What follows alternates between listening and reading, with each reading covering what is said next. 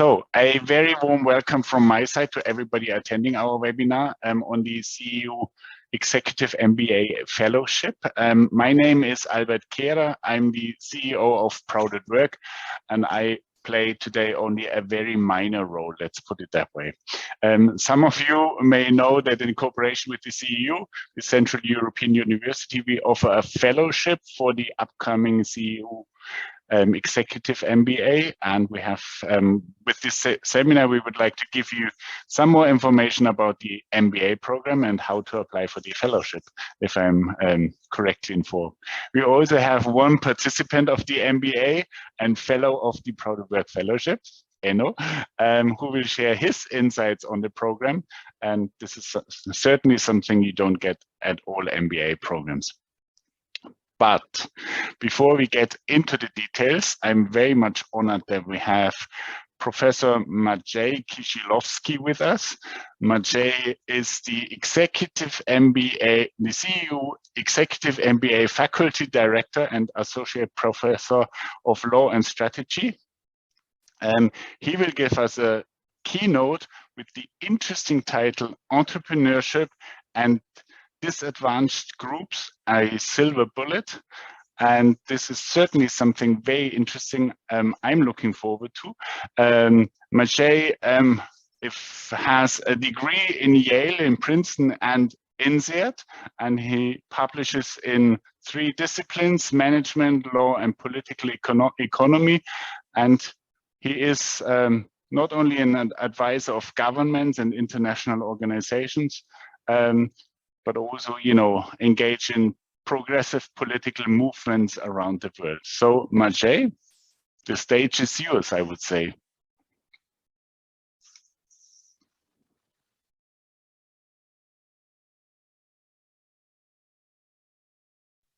Maciej, we can't hear you.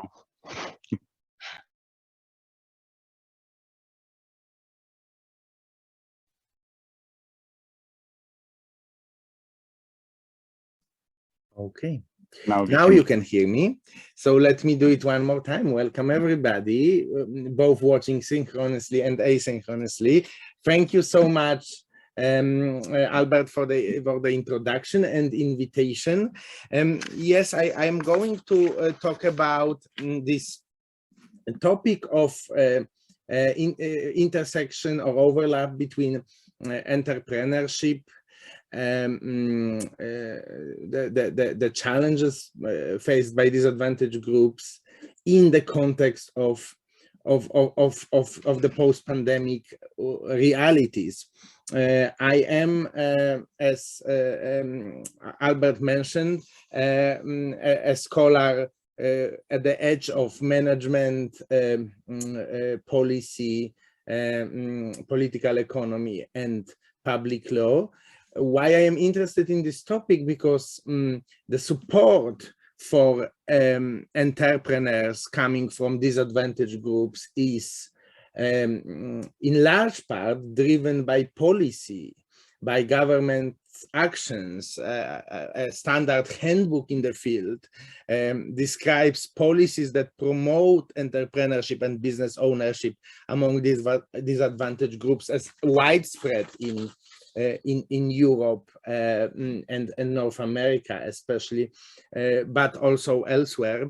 And until very recently, those policies and the narrative of entrepreneurship being a great equalizer, the idea that people facing discrimination, facing prejudice, facing glass ceilings can use entrepreneurship as a tool of equality, was almost universally accepted. It's only about in maybe the last decade that voices very critical to the notion of entrepreneurship started to emerge. One of the most well-known, perhaps, is Thomas Piketty, French economist, who quite bluntly in his style argues that the discourse of meritocracy and entrepreneurship actually is the opposite of equalizing discourse. It serves, in his view, primarily as a way for winners in today's economy to justify any level of inequality whatsoever, while blaming the losers for lack of talent, virtue, and diligence.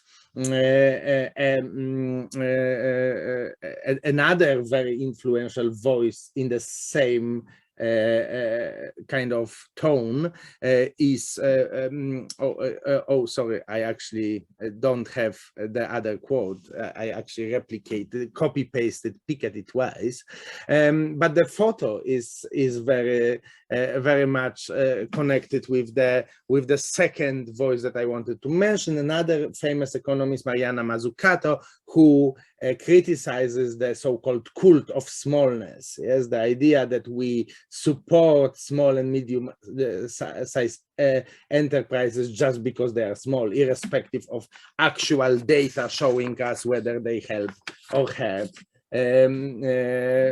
important social and economic objectives that we have. And this discussion actually is not new, and since we are an American university based in Austria, we may mention that you know, perhaps the most famous Austrian born economist, Joseph Schumpeter, had himself those concerns or tensions between the idea that entrepreneurship pushes us forward and the alternative view. Schumpeter may be known most for the first view, the so-called creative distraction. A side note, actually, he didn't come up with this term. He popularized it, but it was already there. But he is known for this idea of, you know, in early 20th century, it's not the owner of stagecoaches who build new railways. Yes, so we need entrepreneurs to push us forward. Much less maybe known is that Schumpeter later in life actually express a precisely opposite view, that of creative accumulation. And his later argument was that when you actually empirically study progress, it's actually big business that has more capacity, know-how to actually push us forward. So you know, there's been a discussion about this going on in the literature. I quote some studies that support one view or another, and then came COVID. Yes, this huge shock that offered, you know, it's horrible, but for scientists it's interesting also because it offers a real life kind of experiment. How does this affect various types of businesses? And the general findings that are emerging are not good for the kind of entrepreneurship enthusiasts. For example, in the US, SMEs employ 45% of workers, but were responsible for 62% of losses when COVID hit. 47% of mid-sized firms stayed healthy compared to just 33% of small firms. If you want to go on the other side of the pond, in the UK, when you look at expected change of earnings, there is, you know, a perfectly almost, you know, linear relation between the size of the business and how much earnings hit the employees will suffer. And it is obviously in the, well, it's obviously, it is the relation in which the smaller the size of your employer, the less earning hit you will experience as an employee. So you know, this is not, these are not particularly encouraging findings. If we think the world is becoming more uncertain, maybe small and medium-sized enterprises are not the best type of organization to weather all those crises that are coming. But what I want to talk about is how this affects disadvantaged groups. And if you think about this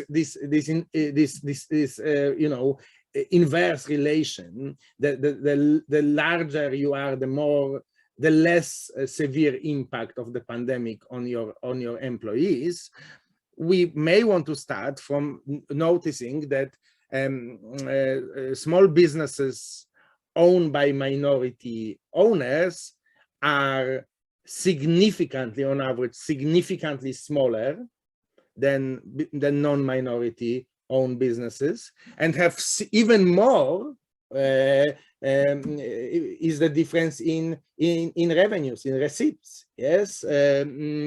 So that already would open, kind of be a red flag for you, that if we understand that this is the general impact of the pandemic, it's not good for very small enterprises. These facts about minority-owned businesses would be particularly concerning. If we look at measures of financial health in the US, it's unfortunately of businesses, small and medium-sized businesses by ownership.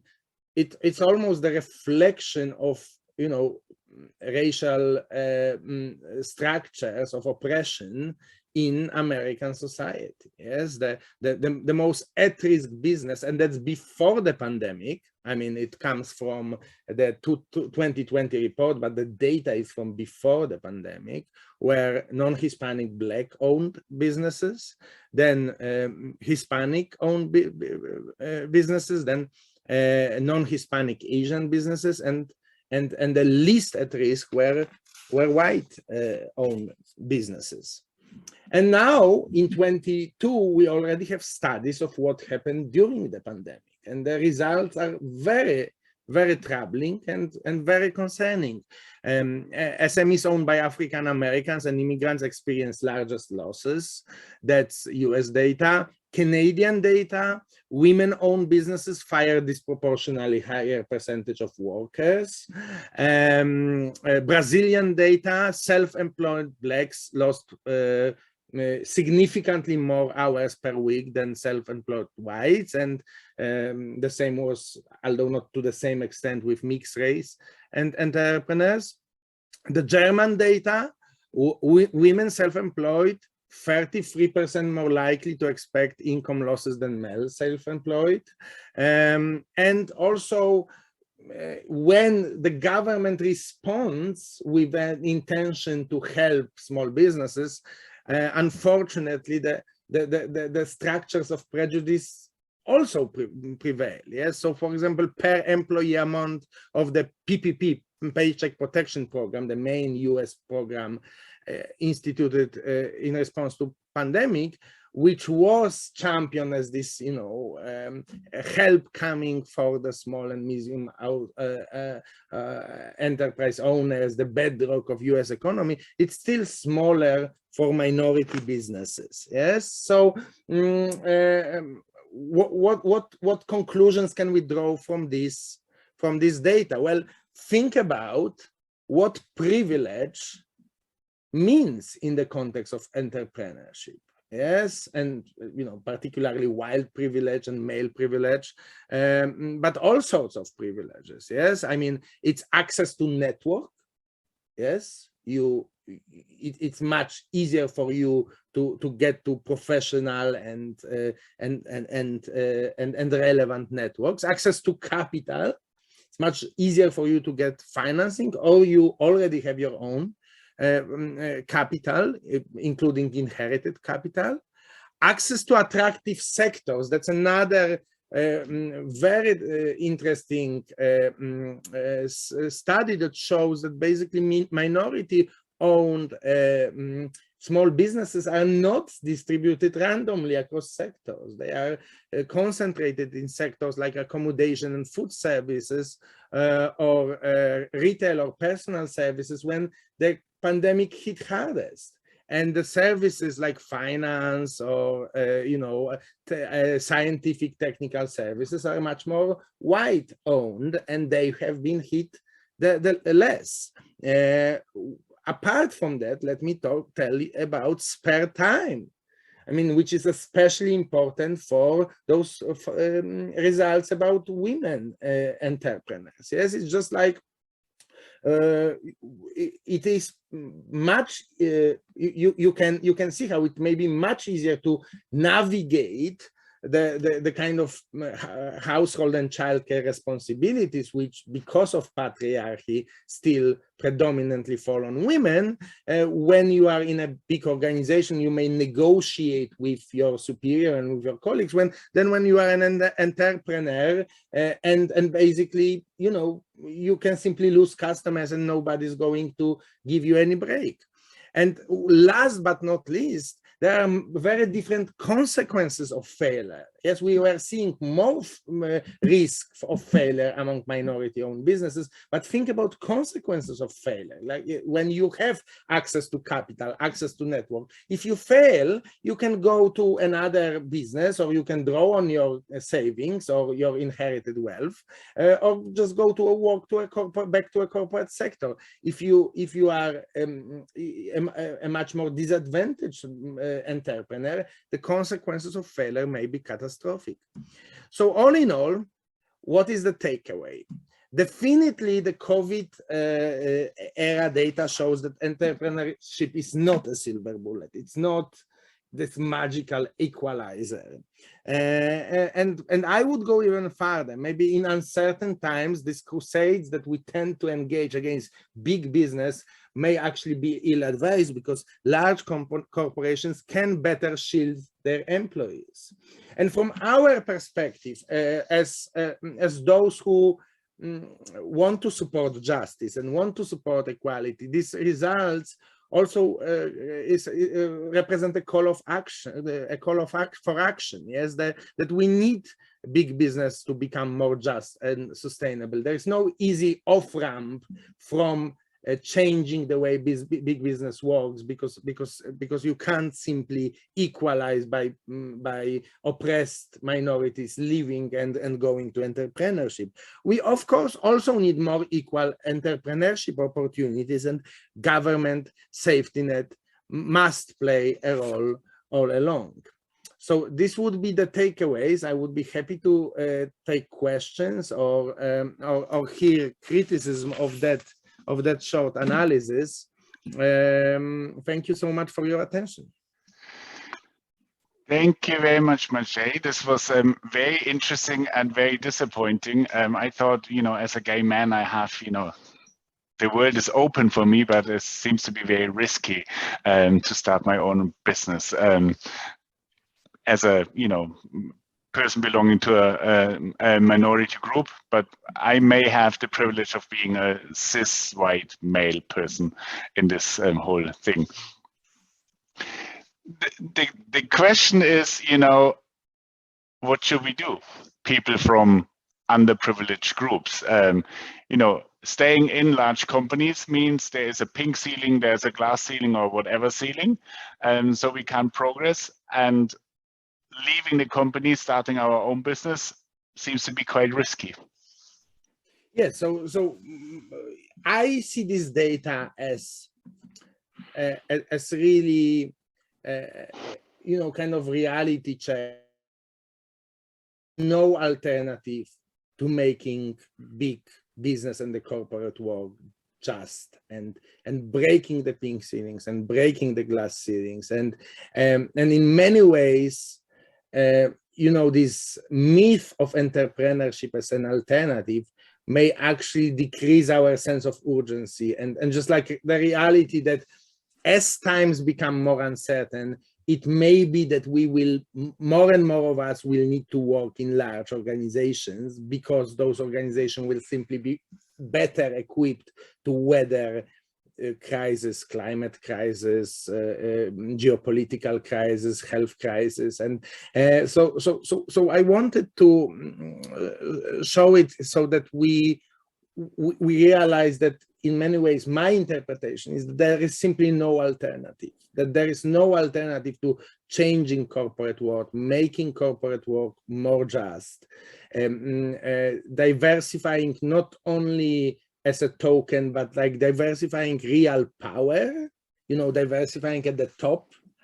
And that we don't have this easy off-ramp. I mean, data simply shows that we don't have this easy off-ramp of like, let's create, you know, our own just economy through entrepreneurship. Yes, it's all the things that that hamper disadvantaged groups arguably get only stronger and less, because, you know, you are in a market relation. So while you can bring claims of discriminations in a employment setting, you can't really, it's so much more difficult to bring claims of discrimination against your customers, or, you know, in a B2B setting, somebody doesn't want to contract with you because they are prejudiced, or somebody, you know, a venture capitalist doesn't want to give you money. My sense is that all those challenges, and this data supports that argument, that all those challenges become only more acute and more intractable once you move to an entrepreneurial setting, because supposedly you are, you know, you are your own boss, but especially in a small, medium-sized company, in a B2B setting, you can have like 1 or 2 clients, and you don't have all those protections that, especially in Europe, employment relation gives. Yes. So that's how I would interpret it. I would not say it's completely depressing, because it's depressing to me if there is no call for action. But I see a clear call for action, which is we don't have an escape route, we don't have an off ramp. We need to change this corporate world, because, you know, that's the setup that's going to be most relevant for most of us in the decades ahead, just because of how the world is, unfortunately, you know, has been ruined by us. Yes, I mean, it's partly the result of this. Yes. You may have seen this picture from this C-level lunch at the Munich. We all know, I mean, there's lots of data available that, you know, diverse teams perform better than homogeneous teams. But as we saw from this picture, they somehow don't get it. How do we get them to get it? I mean, so my you know, what we are, my approach to this, my view on this, and I think CEU's approach to this is, you won't make them get it. You need to replace them. You know, you just need to get good people in the positions of power. I mean, they will never get it. Yes. Yeah. So that's what we are doing, and that's why we are very, you know, we feel very privileged working with you, because we want to give through world-class education, we want to give good people a chance to progress and change things once they got into positions of power. Because I personally believe that with those types who are at that lunch meeting, the best you can do is for them, to embarrass them and pressure them to take some token actions. But to have real change, you just need to have new type of leaders. And an interesting point that you mentioned is that actually those leaders will not only be more just, but they will also get better results. It's not only diverse teams, like on so many levels, you know, it's flat organization versus hierarchical organizations. Yes, it's organizations that listen to their employees, organizations that actually huge research that organizations that are corporations that are run with more integrity actually get better financial results. Yeah, so a nice thing about what we are doing at CEU Executive MBA is that data suggests that we are not only educating the new group of more ethical and just and progressive managers, but at the same time, with the very same skills and intuitions and tools, they will also be more successful managers. And that doesn't need to, wouldn't need to be inevitably the case. But as it happens, data shows that it is the case. Yes, that like those things generally go hand in hand, especially as we move to more knowledge-intensive, innovative economy. Those advantages of diversity, of tolerance, of openness, of ethics will only increase. But I don't think you're gonna change, you know, those guys, you know, sitting at the Munich table. You just need to have new people.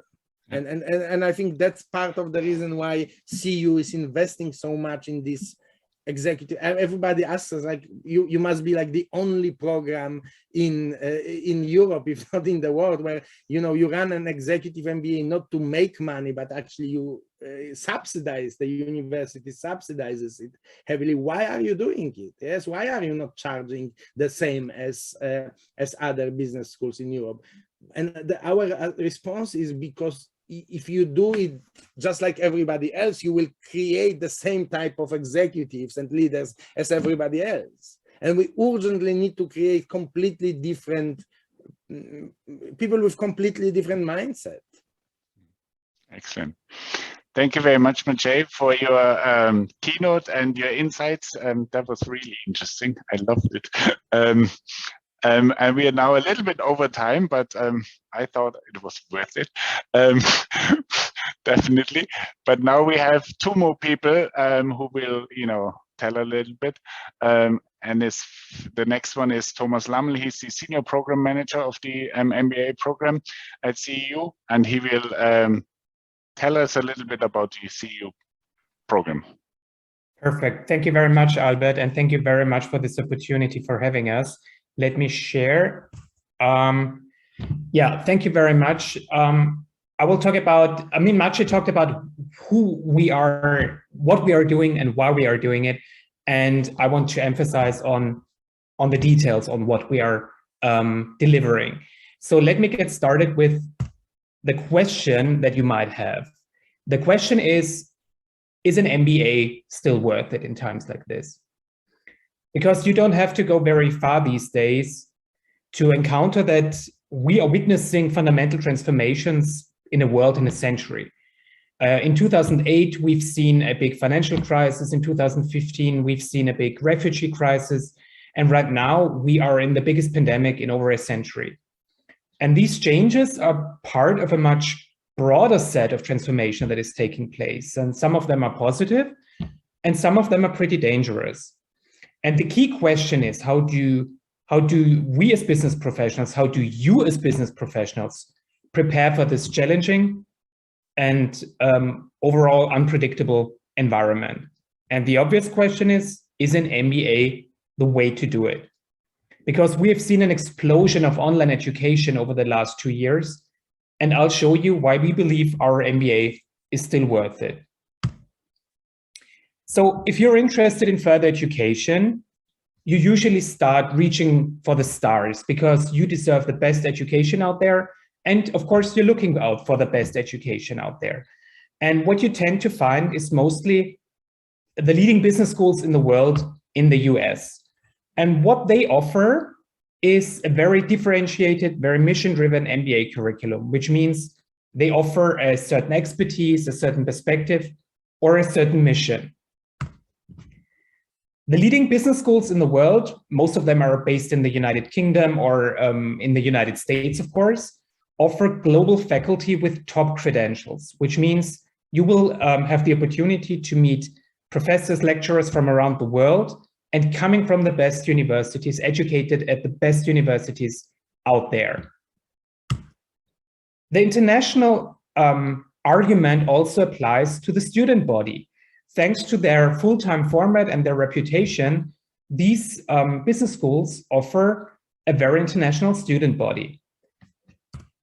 Also, you will have the chance to enjoy the American campus experience. We know this campus experience from movies that take place at American campuses at universities. And this is more than just a building. It's about infrastructure. It's about services. It's about a sense of belonging from the point of inquiring to the point of becoming an alumni. But on the downside, what those leading business schools offer to you, or what you're facing is rather expensive tuition. These business schools start a tuition of 120,000 euro or even more. The sky is the limit, basically, in addition to other expenses like traveling or accommodation, etc. And moving to these programs, attending these full-time programs, which means that you are out of your job for at least a year, or sometimes even more than a year, 2 years, for example. And if you have family, if you're happy to have family, it might even require you to relocate your family to the new MBA location, which could be a problem, or at least a challenge, let's put it that way, for your private life as well. So if this frightened you off, you usually start looking for MBA programs in the city you live in. What you would find in those close programs, close to you, in these regional or city level programs, is a plain vanilla MBA curriculum. They don't offer a certain expertise, they don't offer a certain perspective, and they're not mission driven at all. And since they are local programs, their faculty is mostly local. So the professors, the lecturers, the keynote speakers you would find in these programs are pretty much local or at the most regional. And the same applies to the number of international students. In these programs, in these local MBA programs, you would only find people from the city, the region, but not really from around the world. An advantage of these local programs is, of course, that they're cheaper than leading business schools in the world, offering their programs of up to 80,000 euro of tuition and expenses. And since they are taking place where you live, it's easier for you to combine your study life and your professional life, because there is no work interruption for you. So what we do at CEU is to offer the best of two worlds. Let's start with maybe the most striking argument, which is tuition. The Executive MBA at CEU only is 29,000 euro of tuition for the whole program of 2 years and includes all credits. If you are applying for an LGBT IQ fellowship or any other fellowships and scholarships that we have, you're even able to cut the tuition in half to 14,500 euro. Another advantage is that there is no work interruption, thanks to the practical and modular format. I will talk about this modular format later. And we offer a very much mission-driven Executive MBA, the Executive MBA for the open world. I will talk about the open world philosophy later.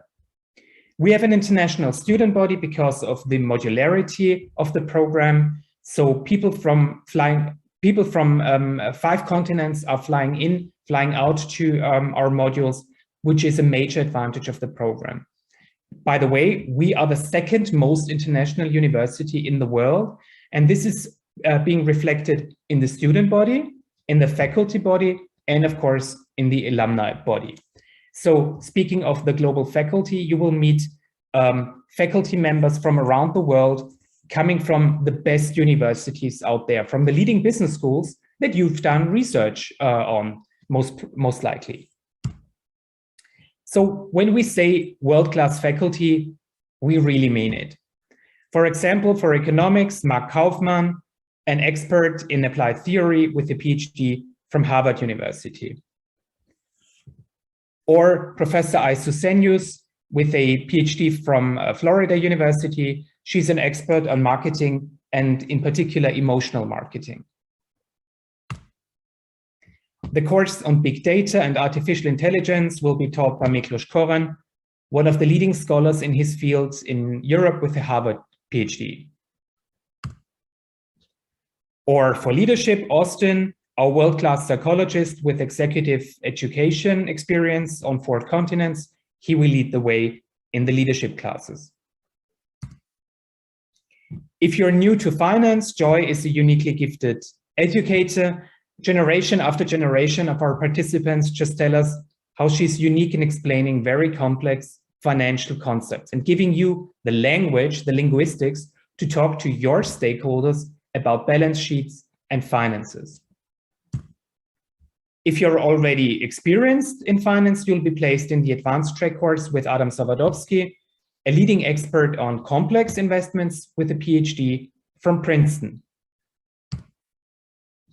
For innovation, you'll have Mike Labelle, who holds a prestigious EU Jean Monnet chair. Or Sofia Barani with a PhD from London School of Economics. She's an expert on the future of work, which includes topics like automation, artificial intelligence, and robotics. And last but not least, for strategy, you'll have Yusuf Akbar, who is taught in more than 40 countries and advises leading Fortune 500 companies all around the world.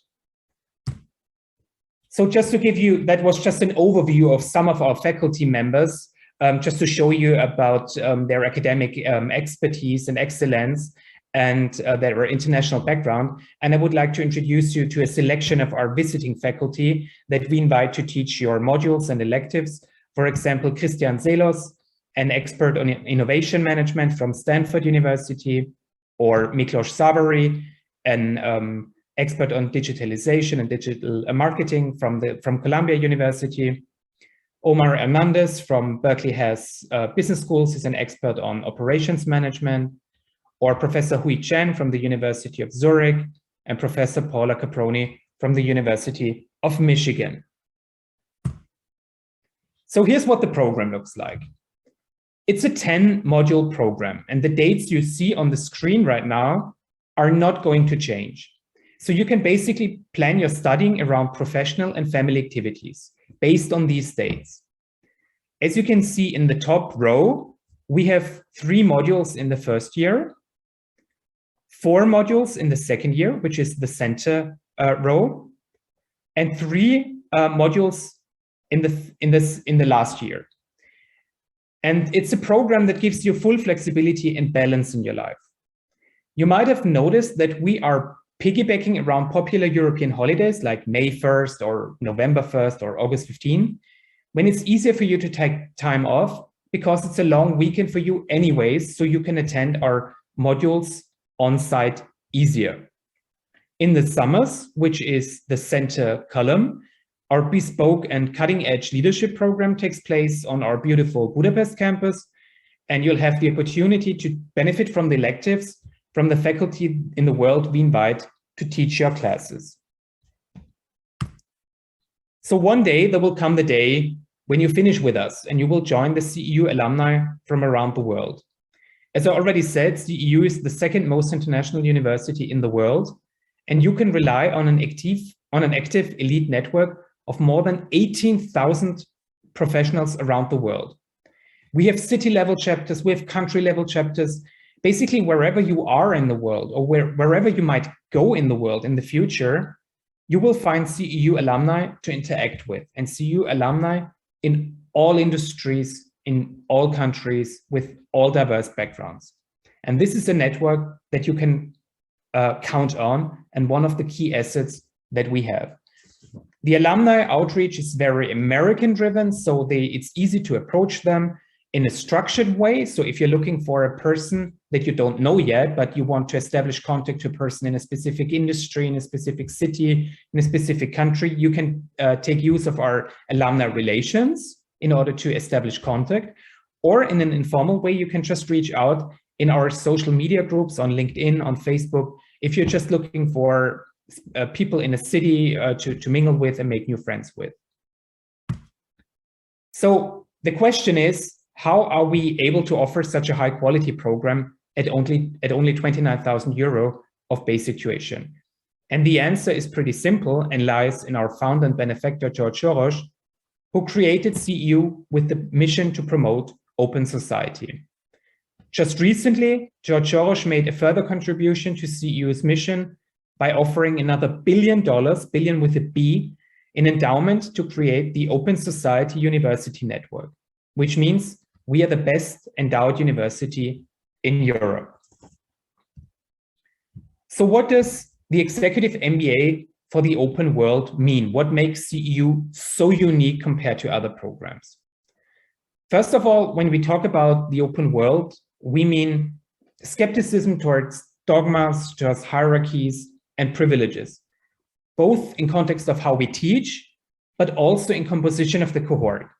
Diversity is key to creating a successful program. And for us, diversity is not just an empty marketing catchphrase or a pinkwashing catchphrase.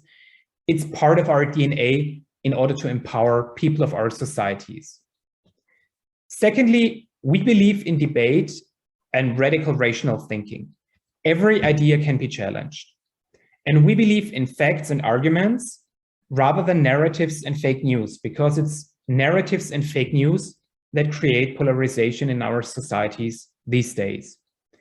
And we believe the best way to challenge this narrative-based discourse is to make arguments based on facts and realities, which is, again, the hallmark of Karl Popper's definition of open societies. We are fundamentally opposed to all kinds of discrimination, and we actively promote diversity within our program. The way we finance the scholarship means we create opportunities for people who traditionally have not been able to actually join this program. And we see managers not just as people who deal with businesses and resources, but we also believe that managers go beyond that. Whatever their professional background, no matter if you're coming from the traditional corporate world, if you're an entrepreneur, if you're coming from the public sector, from an NGO or the civil rights movements, you can be a positive change agent. So what does the CEU Executive MBA classroom look like?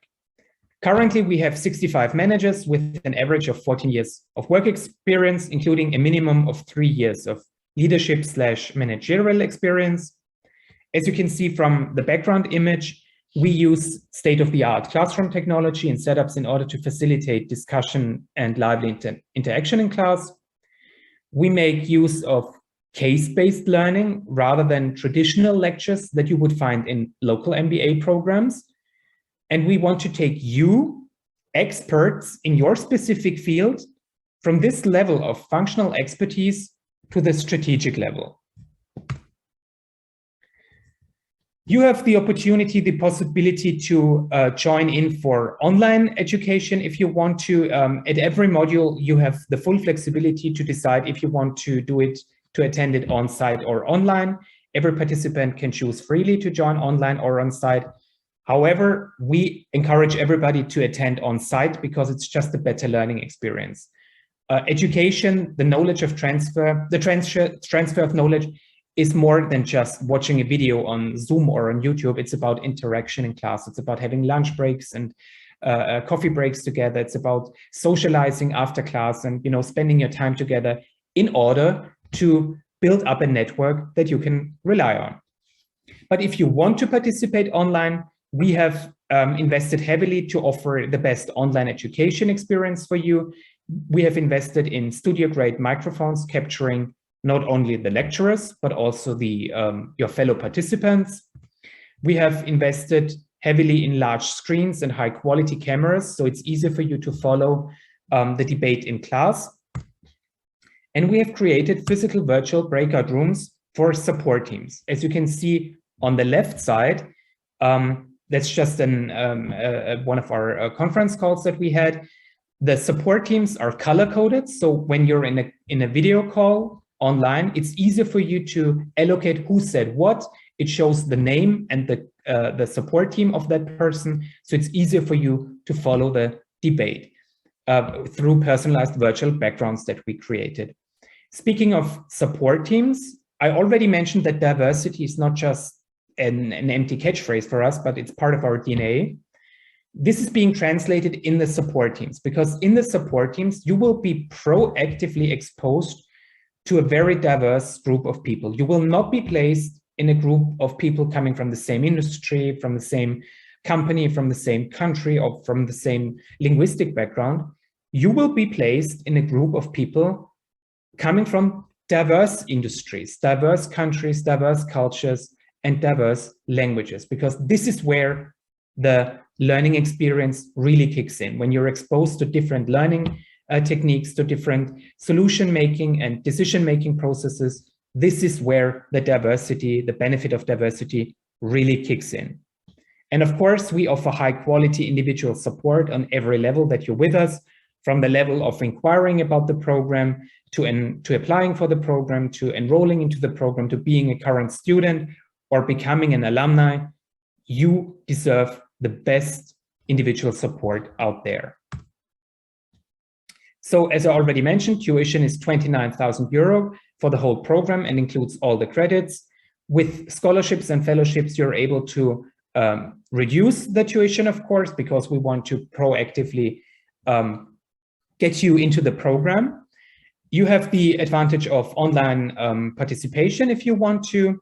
If traveling is inconvenient, if you have any underlying health conditions, etc., you can join online if you want to. In order to defray your other costs, we have special rates negotiated with partner hotels in Budapest and Vienna, ranging from budget level to luxury level. And we have negotiated discount rates with partner airlines like Lufthansa Group and Austrian Airlines in order to bring you to Vienna and Budapest at a lower rate. So what's to offer to you especially? We have established the PROUT at Work Fellowship for outstanding LGBT IQ managers, and you're invited to apply for this scholarship, for this fellowship, because we don't consider our scholarships and fellowships as charity, but investment in your future and in your leadership transformation. So feel free to apply for this fellowship and reduce your tuition by up to 50% if you apply for this scholarship in particular. We already have people we already have fellows of this fellowship. One of them is starring today, is joining us today. You'll have the opportunity to meet him today, and I'll invite you to join the open world. So the application deadline is March 27th. The application starts online on our website. However, I encourage everybody to apply as soon as possible because we have a first come, first served policy. And the sooner you apply, the sooner you're able to reserve your study seat. If you have any questions about the program and the financial support that we offer, feel free to book a one-on-one consultation with me to discuss your questions and to optimize your application. I will just share the link to the booking site in a minute with you. So without further ado, thank you very much for your attention. I would like to move back to Albert. Thank you very much, Thomas. And looking at the time, I would just hand over to Enno. Enno is, if that's okay for you, Thomas. And so we have, in the end, a couple of minutes also for Q&A. Enno is one of the fellows, and Thomas mentioned it already. Enno decided to work on his own employability, and he joined the MBA program. And maybe, Enno, you just want to share some of your insights on the program. Sure, I'm happy to do so. So thanks. I have to actually thank PROUT at Work officially to granting me this fellowship. I've written you an email, but officially I'm really thankful to get this opportunity. It was, I had my one-to-one talk with Thomas before applying. I had not the luxury such a huge overview about the program and a lecture from Maciej before. So I think you really got a great insight already. And I can really just second what Thomas said and says, and maybe just to add some things. And now my next module is coming up, and it's the third module with data and digital transformation. I'm in the preparation phase right now. And I'm not just looking forward to get these lectures. I have to second that I can't wait to meet these great people again in my cohort. Very international, and all coming from a very diverse background. and the relationship in between, also during the modules, the communication in between is really, really extraordinary and far above what I expected. So it's really, really just a great side event happening next to my common job, and just having these perspectives added to my experience, to my curriculum, and to my experience. So the academic insights are great and high standard, but also the discussions and also the personal relationships that I get through that, it's something that I'm really thankful for. And the location, you can see it behind me, the background, that the university from outside in Budapest. And I didn't expect much, but the trip to Budapest and just working very intensively at the same time, but in a beautiful location with people that I immediately had sympathy for, was extraordinary. So I've never regretted it for a second to join this program. It's really a great time, and also have to support the fact that this is really manageable with my 40-hour job at a big entertainment company where I'm LGBT activist. This is the fact that the modules are definitely always including a weekend and sometimes a bank holiday, and with the distance between the modules and the preparation and afterwards a preparation phase where you can work on your assignments, makes it really quite easy to manage within the job. It still is still an MBA, so you have.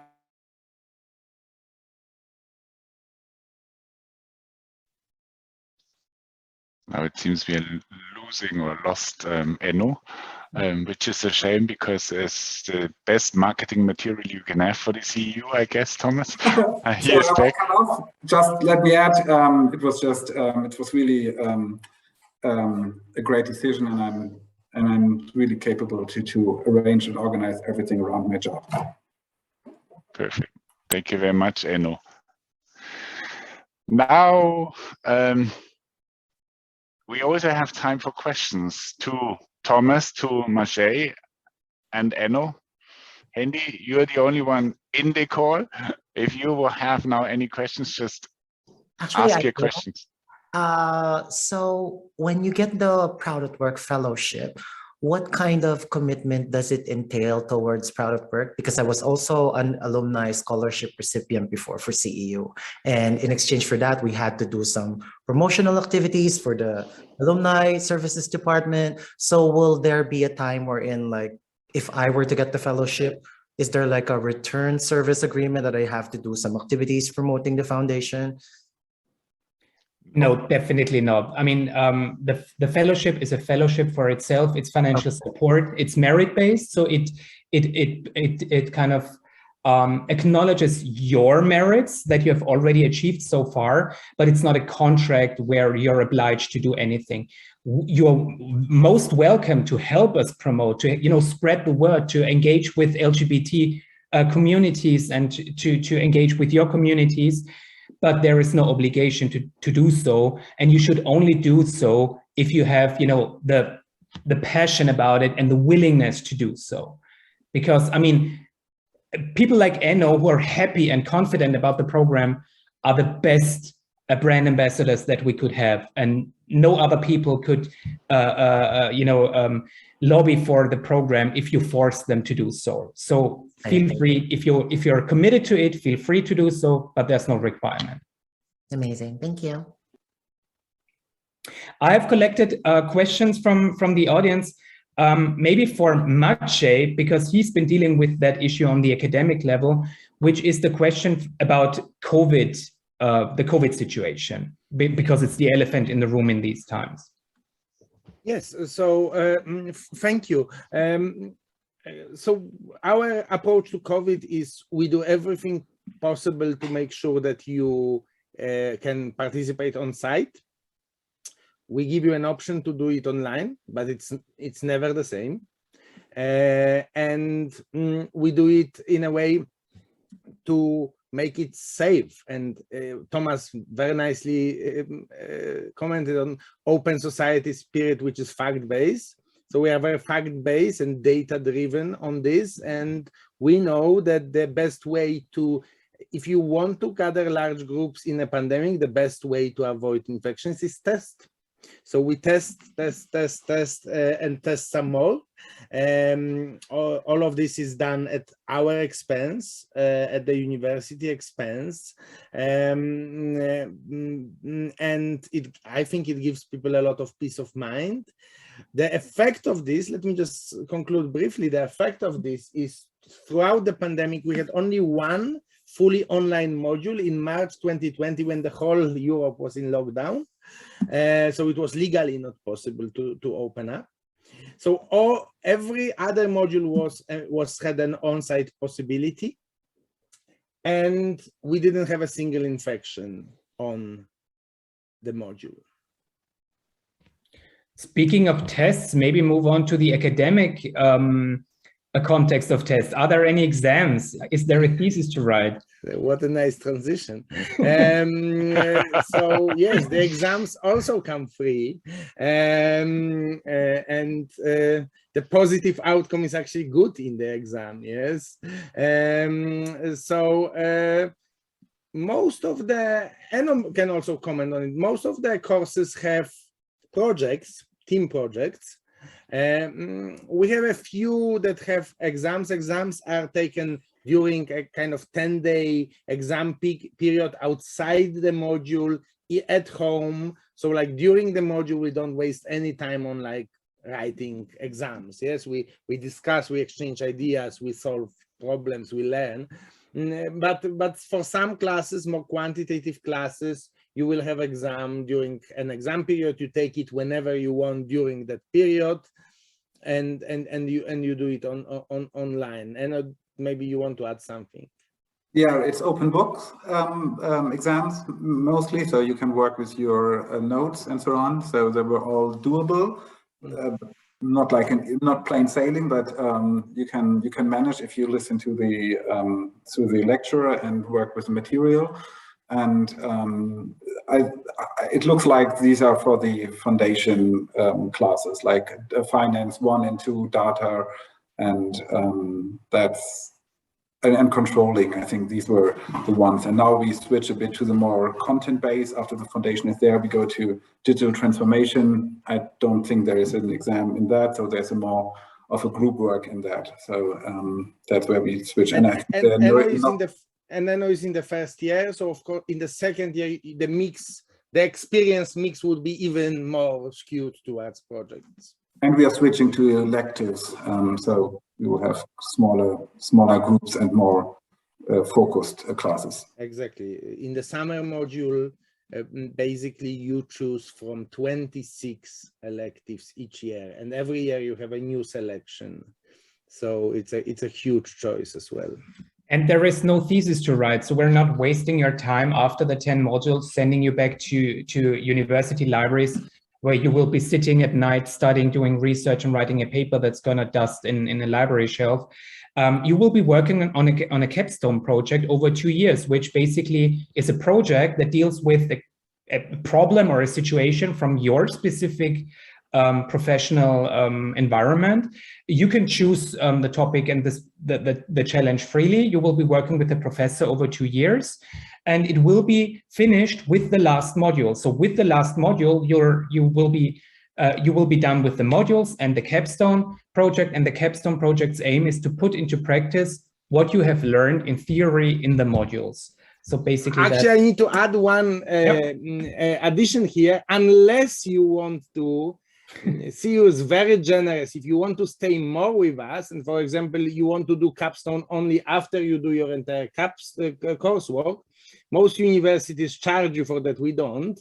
And actually, it's a measure of how people like this place, that a lot of people choose to actually stay one more year and do the capstone afterwards and be part of the community, come for our fireside hours, which is our distinguished practitioner series, other events, and just like be part of the community. But Thomas is absolutely right. You can easily just finish within those 2 years.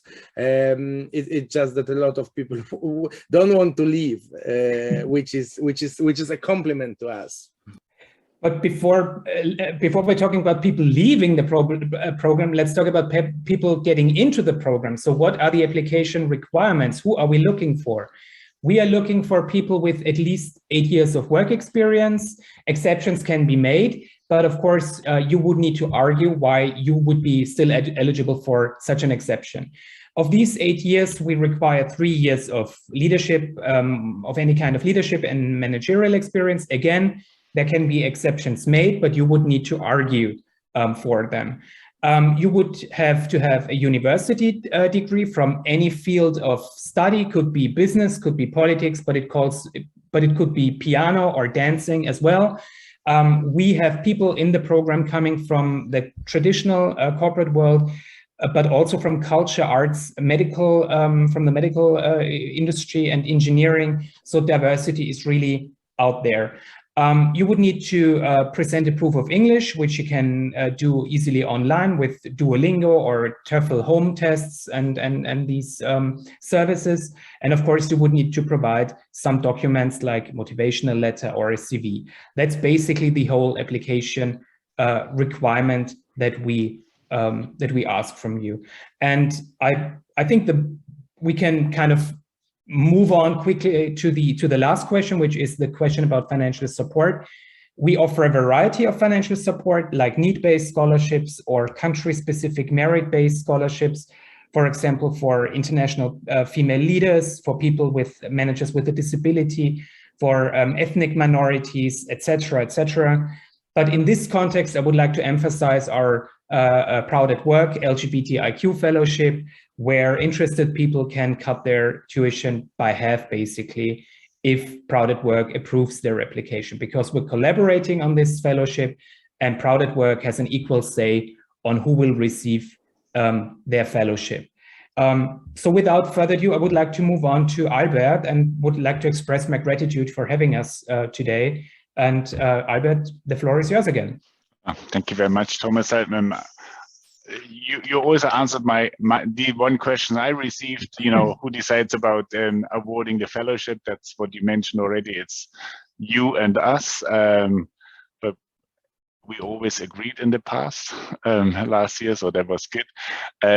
I found it very, very interesting, and I have to thank you, Thomas, and also Maciej, and you for, talking about your very interesting Executive MBA program.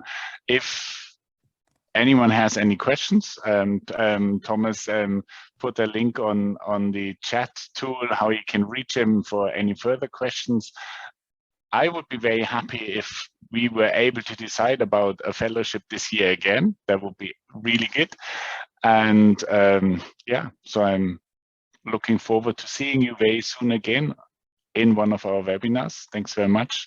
Thanks very much, Thomas, Maciej, and Enno, and also Hendy for dialing personally, and hopefully maybe a lot of people on YouTube or LinkedIn as well. Thanks very much. Thank you. Let's break some more glass ceilings here. Yeah. Exactly. Perfect. Thank you. Bye-bye. Bye.